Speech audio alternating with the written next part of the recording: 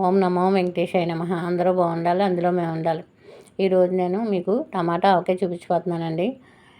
నేను 6 కేజీలు టమాటాలు తీసుకున్నాను అన్నమాట. ఆవకాయకి 5 దోరకాయలు తీసుకోవాలన్నమాట అండి.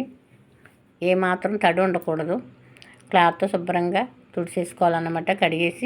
కాయలు కడిగేసి క్లాత్తో శుభ్రంగా తుడిచేసుకోవాలి. పీసులు దోరకాయ అయితే పీసులు అలా కట్ అవుతాయి అన్నమాట. ఆవకాయకి అలాగే ఉండాలి. పండుకాయ అయితే పనికిరాదు. ఇంకా నేను 6 కేజీలకి 1/2 కేజీ తలకొట్టు, 1/2 కేజీ నేను కళ్ళుప్పు వేస్తున్నాను అన్నమాట అండి.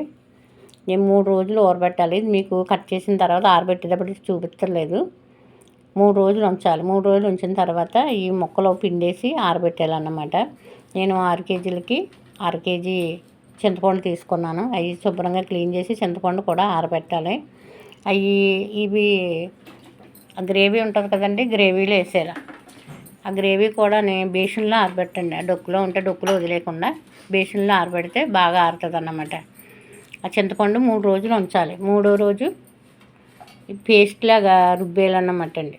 ముక్కలు అలా కట్టిపెట్టి ఈ ముక్కలు కూడా పచ్చిగా ఉండాలి. ఆవకాయ కదా, పచ్చిగా ఉండాలి, బాగా ఆరకూడదు, పచ్చిగా ఉండాలన్నమాట. ఈ రుబ్బు రోట్లో కానీ గ్రైండర్లో కానీ వేసేయాలి. గ్రైండరు శుభ్రంగా కూడా క్లీన్ చేసుకొని తడి లేకుండానే చూసుకోవాలన్నమాట అండి. తడి లేకుండా ఉండాలి గ్రైండర్ కానీ మన రుబ్బు రోలు కానీ. నేనైతే గ్రైండర్లో వేస్తున్నాను. మెత్తగా రుబ్బేయాలన్నమాట. పేస్ట్ కింద మెత్తగా రుబ్బేయాలి. మెత్తగా రుబ్బేసి చింతపిక్కలు గట్రా లేకుండా చూసుకోవాలన్నమాట అండి. చింతపండు కూడా తడి ఉండకూడదు. తడి ఉంటే పాడైపోతుంది పచ్చడి. ముక్కలు కలిపేయడం, ఆవకాయ కదా మరి, ముక్కలు కలిపేసుకోవాలి. మామూలుగా మన పోపెట్టిది అయితే ముక్కలు రుబ్బేసుకుంటారు.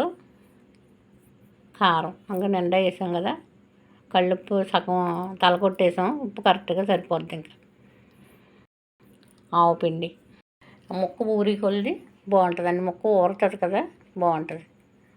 ఇదంతా కలిపేసి 3 రోజులు అట్టి పెట్టాలి. ఇది కూడా మన ఆవకాయ ఎలా కలుపుకుంటామో అలాగే ఆయిల్ కూడా వేసి పల్లీలు ఆయిల్ వేస్తున్నాను అన్నమాట. ఎల్లుల్లిపాయలు అన్నమాట. 2 స్పూన్లు మెంతులు. ఇది కూడా గాను నూనె గానుగ దగ్గర తెచ్చామన్నమాట అండి. పల్లీల నూనె. చాలా అంటే చాలా బాగుంటుంది ఈ ఆవకాయ పచ్చడి. మీరు కూడా ఒకసారి ట్రై చేయండి. ఇంక చేయి పెట్టకుండా గట్టితో కలిపేసాను అన్నమాట.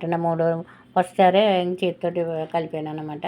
ఇప్పుడు గట్టితో కలిపేసి వేసేసుకోవచ్చు. ఇంకా డబ్బాల్లోకి ఎత్తేసి కూర చాలా అంటే చాలా బాగుంటుంది ముక్క.